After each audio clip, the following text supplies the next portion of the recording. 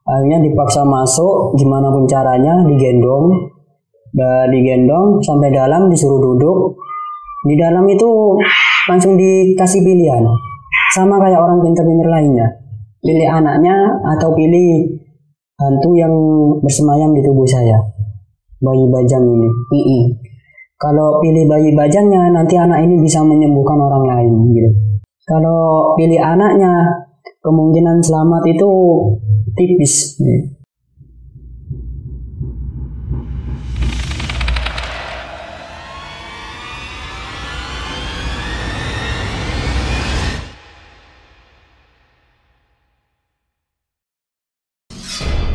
Jangan takut pada setan. Setan hanya mengganggu, tidak makan. Takutlah pada manusia yang suka makan hak orang lain. Halo, assalamualaikum teman-teman. Berjumpa lagi dengan suara horor. Oke, kali ini suara horor datangan narasumber. Dia kesurupan selama 5 tahun bayi bajang. Akhirnya dia bisa melihat hal-hal mistis. Gimana ceritanya? Kita akan kepada narasumbernya. Halo, dengan siapa, Mas? Dengan nama Doni. Dengan Mas Doni. Iya. Panggilannya Mas Doni ya Pak Ustadz ini? Biasa Doni aja. Doni, Mas Doni aja ya? Iya. Mas Doni itu selama 5 tahun, itu awalnya gimana Mas kerasukan itu Mas? Ini yang awalnya itu kata dari orang tua ini, cerita dari orang tua. Nah itu waktu itu kan diajak ke rumah saudara. Pas pulangnya itu ayah lewat di jalan gelap, dan jalan gelap itu ada tumbuhan pohon bambu lebat banget. Itu Mas berdua sama ayahnya? Saya masih bayi, masih umur 2 tahun. Masih umur 2 tahun, saya digendong ibu. Waktu itu kan lewat di itu pohon itu tumbuhan bambu. Di sebelahnya itu ada makam tua. Makamnya siapa?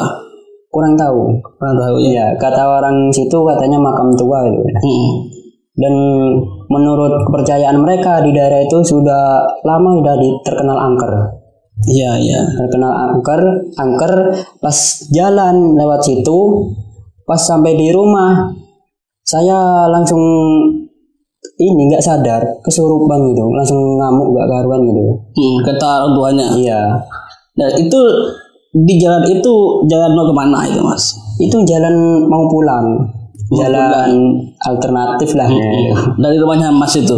Dari rumah saudara ke rumah saya. Ini jalan pulang. Jaraknya jauh dengan rumah Mas? Lumayan jauh. Tadi kata orang tuanya Mas itu ketika bayi kena kesurupan itu? Iya. Awalnya nggak tahu apa penyebabnya. Pas kelihatan ngamuk-ngamuk gitu, mata merah, terus orang tua ibu saya itu dicakar-cakar gitu. Iya. Pas langsung ada tetangga yang nyaranin, coba dibawa ke orang pinter gitu. Pas dibawa ke orang pinter, kata orang pinter ini, katanya ada bayi bajang 2 di dalam tubuh saya. Jadi selama 5 tahun itu Mas ngapain aja Mas? Saya kurang tahu itu Mas, karena kan saya waktu itu masih kecil. Ini menurut cerita dari orang tua. Jadi pas tahun pertama itu ngamuk-ngamuk terus itu guys. Ngamuk-ngamuk terus, ditawarin sama orang-orang, ditawarin orang pintar gitu. Pas di orang pintar pertama itu dia sudah bilang kewalahan, nggak kuat. Akhirnya pulang, gak bawa apa-apa, sampai rumah langsung kumat lagi, langsung kesurupan lagi, tanpa sengaja, tanpa apa. Kan biasanya kan tidur dulu langsung kesurupan, itu enggak, langsung sampai depan rumah langsung kesurupan. Kesurupan ya? Iya. Itu kumatnya itu gimana? Apa nangis, apa kejang-kejang, bagaimana itu? Nangis awalnya. Kata orang tuanya? Iya, kata orang tua itu nangis awalnya, digendong, dielus-elus, tapi makin ngamuk, langsung ngamuk. Iya. Leher orang tua waktu itu sempat dicakar sampai tubuhnya itu merah semua, sampai keluar darah juga. Waduh, iya. Ya terus habis itu sama tetangga ditawarin lagi ke orang pintar kedua. Tawarin lagi sama orang pintar kedua, dicariin di mana alamatnya. Pas sampai sana belum masuk, Belum masuk, orang pinternya udah nyerah dulu. Belum masuk. Udah bilang dulu, udah gak usah kesini, saya gak kuat gitu. Langsung keluar dari rumahnya. Sudah mendarah daging katanya. Jadi kalau mau dicabut, sangat tipis untuk selamat untuk saya. Dicabut, anaknya akan ikut juga. Ikut meninggal. Raganya. Iya. Jadi meninggal. Kenapa nggak Mas bawa orang tuanya bawa ke kiai mungkin? Kurang tahu juga ya, Mas, kan waktu itu kan masih kecil ya. Oh iya. iya. Masih kecil. Jadi waktu itu ya juga sama ke kiai juga. Dikasih minum-minuman gitu. Tapi pas di sana nggak kesurupan. Tapi badan kayak panas semua. Tangan orang tua dipegangin erat gitu. Nggak lepas itu. Pas di pertengahan jalan udah agak reda. Pas sampai rumah langsung kumat lagi. Iya. Orang tua saya itu sampai nggak tidur selama 5 tahun itu. Tidurnya kurang-kurang terus. Sampai tidur di pinggir jalan. Waduh. Sampai waktu itu pernah dikatain sama tetangga kayak dihasut gitulah. Iya. Disuruh ngebuang. Ini menurut cerita orang tua saya. Iya. Disuruh ngebuang karena saya udah sangat menyiksa banget sama orang tua. Ya, sampai disuruh buang anak itu. Iya, saya yang disuruh buang. Terus kata orang tuanya gimana? Ya karena orang tua itu sangat sayang ya sama anaknya. Apalagi saya kan anak pertama. Iya. Jadi diperjuangin gimana pun caranya. Nggak tega katanya. Biar wis nggak apa-apa aku begini. Nanti Allah juga welas asih, nanti pasti akan disembuhkan gitu. Jadi ya alhamdulillah punya orang tua seperti itu, memperjuangin anaknya walaupun dirinya luka-luka akibat anaknya sendiri. Ya alhamdulillah sampai sekarang ya orang tua masih membekas itu enggak cakaran Mas itu? Udah enggak sekarang udah enggak ya? Iya, udah enggak. Terus disaranin lagi ke orang pintar selanjutnya. Sampai banyak orang pintar yang didatengin. Sampai gak terhitung ya. Iya. Sudah habis jutaan lah buat orang pintar sama kiai orang pintar gitu. Buat nembuhin Mas ini. Iya.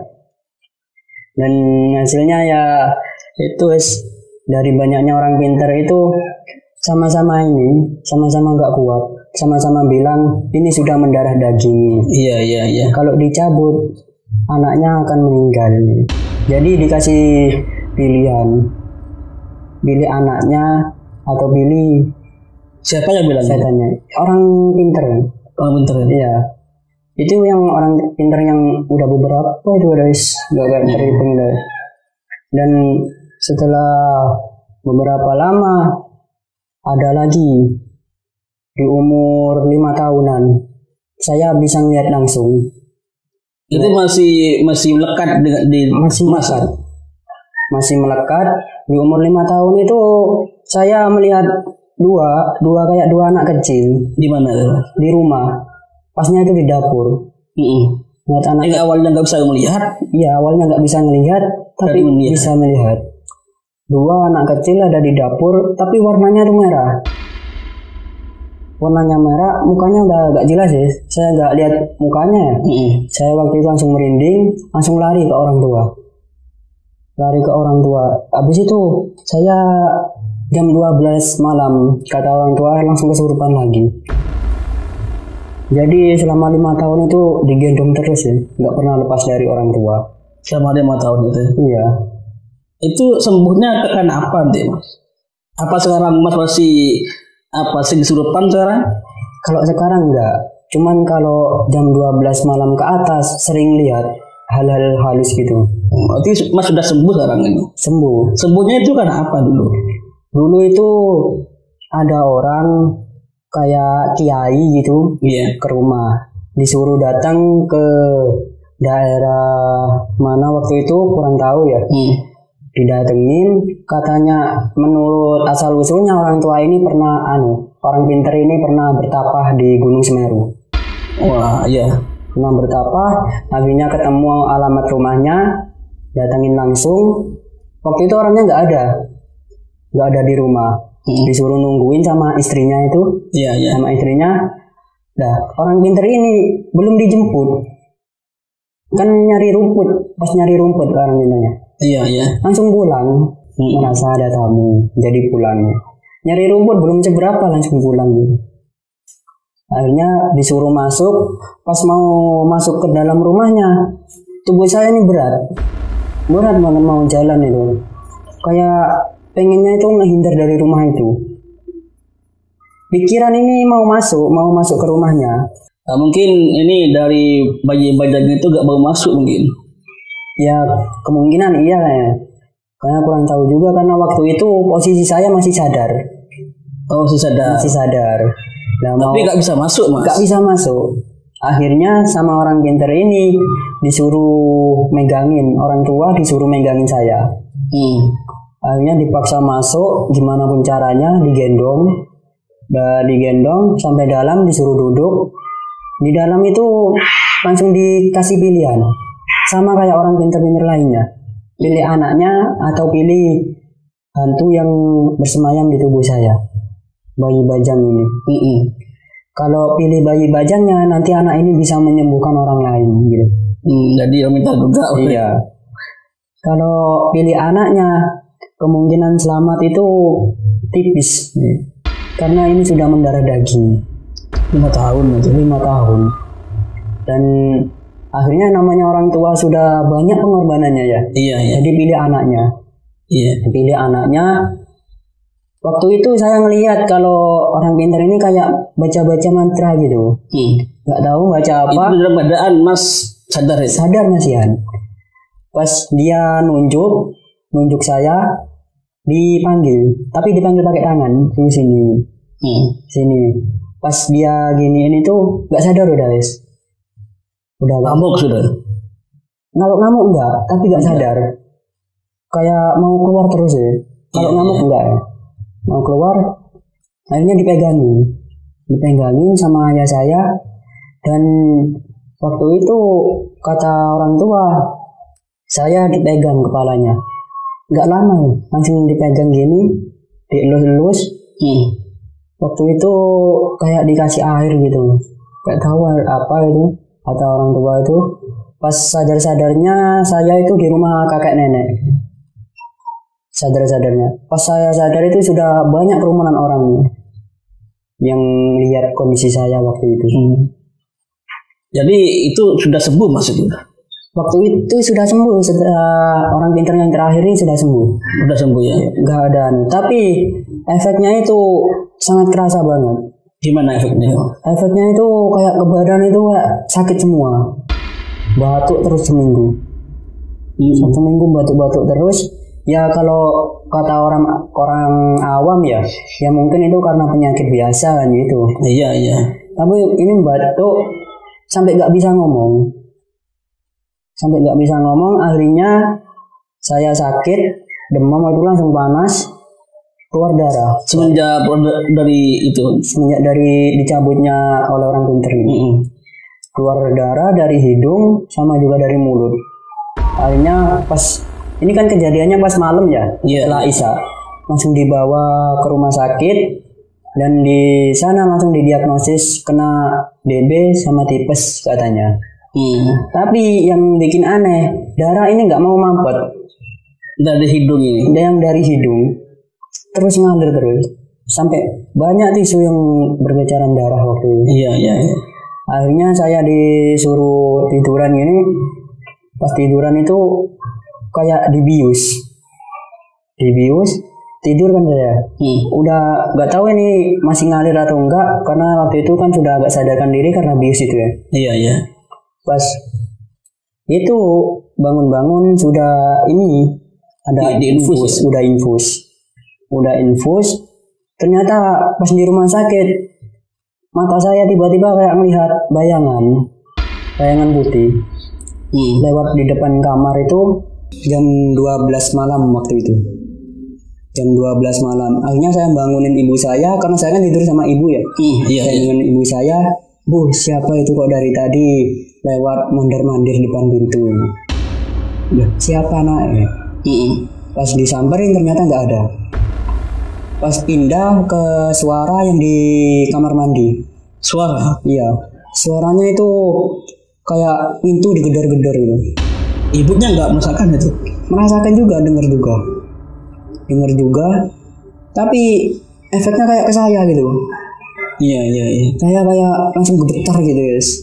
Enggak kan? Bukan karena Itu takut lagi gimana? bukan karena takut.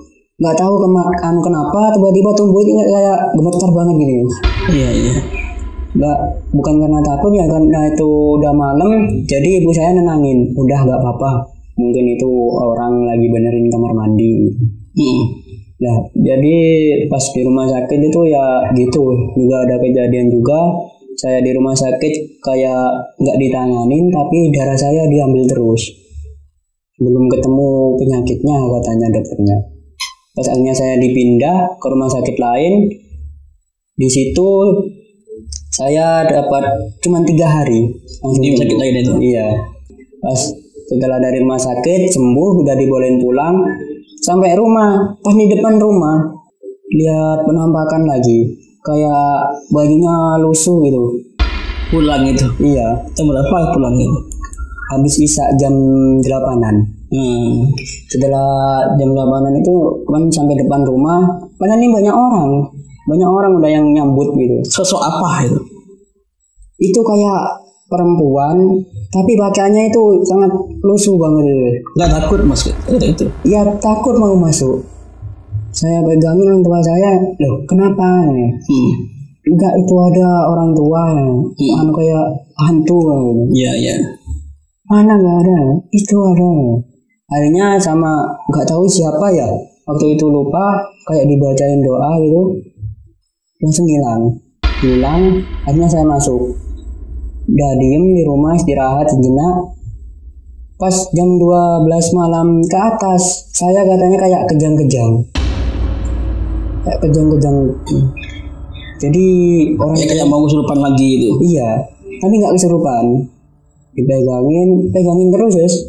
Sampai orang tua itu nggak tidur. Pas itu disingkat cerita, kan udah setelah kejadian itu saya nggak nampak lagi nih makhluk halus ya.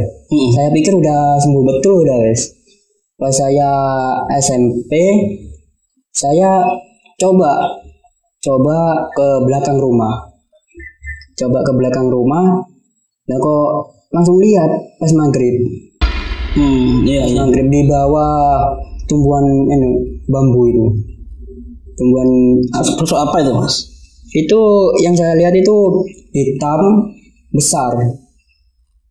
Akhirnya kan takut ya, mau lari nih nggak bisa, saking takutnya. Iya. Karena baru pertama kali kan nyobain secara langsung sendirian gitu. Iya. Di mana itu? Di belakang rumah. Iya. Di belakang rumah. Bas itu saya mau teriak aja nggak bisa udah. Kaku semua. Pas beberapa menit langsung bisa itu langsung lari saya. Iya. Langsung lari ke dalam rumah. Orang tua kaget, kenapa ya di belakang rumah ada sosok hitam besar gitu. Dan akhirnya orang tua ngelihatnya, nggak ada apa-apa.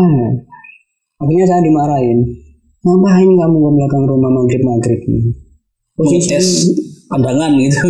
Enggak, saya nggak ada, cuma iseng gitu. Berarti nggak bilang, berarti orang tuanya nggak tahu kalau mas bisa melihat. Kalau pas itu belum tahu Mas Ian. Belum tahu ya. Belum tahu. Tapi sama orang pintar ini kayak udah dikasih tahu itu. Mungkin Yang pintar yang mana? Yang terakhir itu? Yang terakhir. Iya. Mungkin ini efeknya nanti anaknya bisa melihat mata batinnya sedikit terbuka, tapi nggak terbuka sepenuhnya. Ya itu pada akhirnya saya kan masih bisa melihat. Pokoknya saya setelah isya udah gak buruan kemana-mana ya. Diam di rumah. Kalau gak ke rumah ya paling main di depan gitu. Setelah itu kan saya kan pikir sembuh ya. Udah gak nampak apa-apa lagi guys, gak ngerasa apa-apa lagi. Pas SMP kelas 3 kalau gak salah.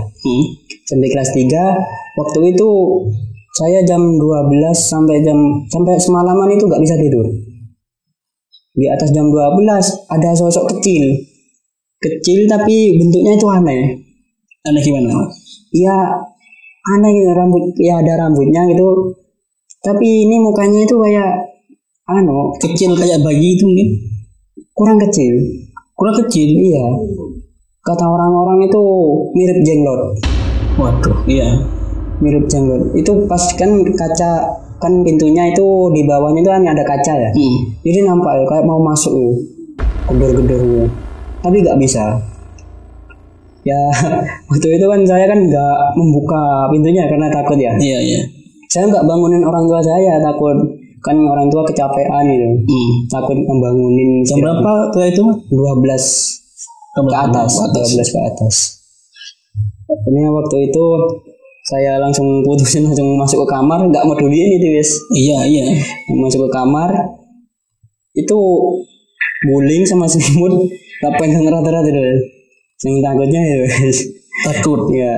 Tapi saya lihat lagi saya intip, nggak ada. Masih kepo, masih Iya, penasaran. masih penasaran gitu. Saya intip udah nggak ada.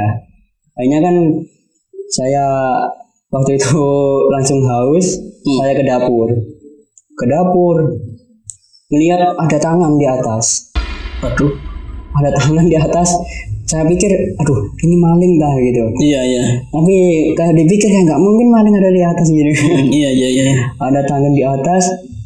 Saya nggak lari waktu itu. Karena pikiran saya bukan ke mistis, tapi ke maling. Maling. Iya. Saya lempar pakai apa itu? Kalau nggak salah pakai panci paling. Itu tangannya kayak tangan manusia apa gimana? Iya kayak tangan manusia. Tapi cuman satu di atas diem gini guys. Saya lempar, langsung sekilas itu langsung hilang. Nggak ada suara jatuh orang atau apa. Saya keluar waktu itu. Langsung keluar. Posisi saya sudah megang senter. Iya. Saya senterin, nggak ada orang sama sekali. Jejaknya itu juga nggak ada. Pas saya balik lagi udah tidur. Lalu singkat cerita ya, pas SMK kelas 1 kejadian lagi. Saya pulang dari rumah temennya ayah. Waktu itu saya ikut ayah kan ke rumah temennya. Pas pulang kan ada selambu itu. Nah ini kan udah mepet banget ke lantainya. Itu nampak kaki. Persis kayak manusia kakinya itu. Diem. Pas itu aduh Dibuka sama Mas itu? enggak. Dibuka. Langsung takut ya, tiba-tiba takut. Aduh siapa ini? Pas itu langsung lari keluar, saya bilang ke ayah, ya kayak ada orang di belakang. Ayah udah mikirnya kemaling ya. Iya pasti. Iya. Ibu waktu itu sedang tidur sama adik. Jam berapa kayak itu? Masih jam 10. Jam 10 udah tidur ibu. Jam 10 malam udah tidur. Akhirnya ayah langsung lari ke belakang dengan bawa celurit. Langsung ke belakang, gak ada orang. Gak ada orang, mana kan gak ada ya, dimarahin waktu itu. Jangan ngada-ngada gitu. Loh, beneran ada tadi. Akhirnya ya udah wes, biarin wes. Akhirnya orang tua kan ke kamar mandi. Iya. Saya waktu itu lihat ternak, lihat sapi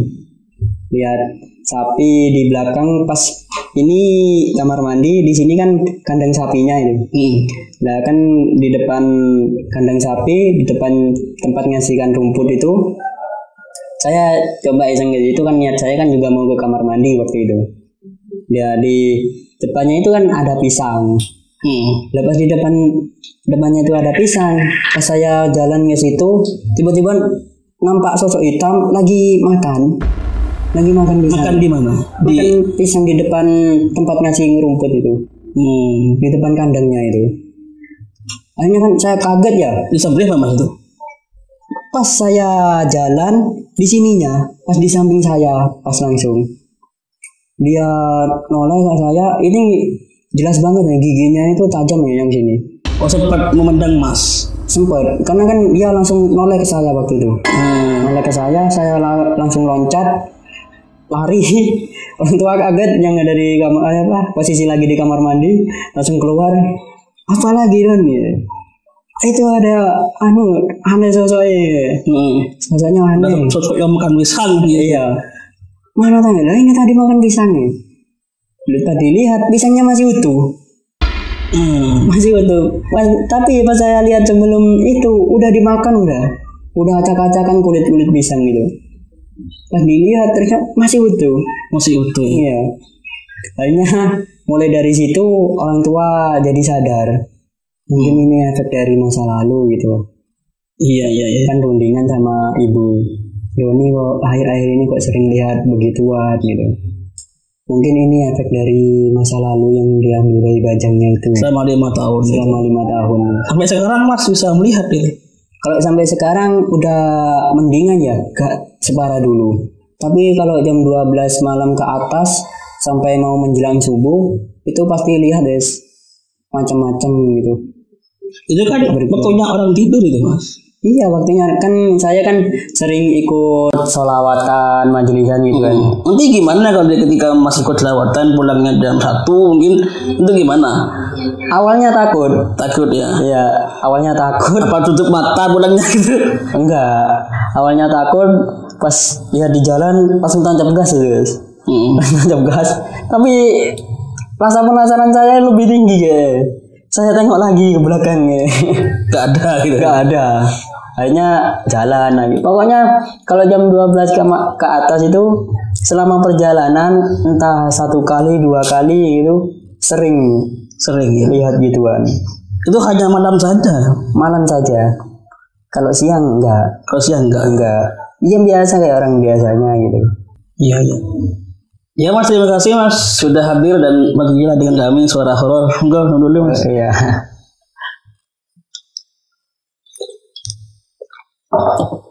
Oke, jadi hal mistis dan hal nyata itu saling berdekatan, maka waspadalah. Wow.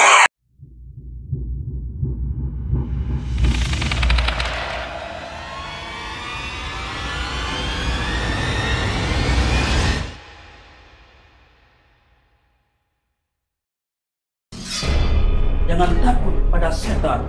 Setan hanya mengganggu, tidak makar. Takutlah pada manusia yang suka makan hak orang lain.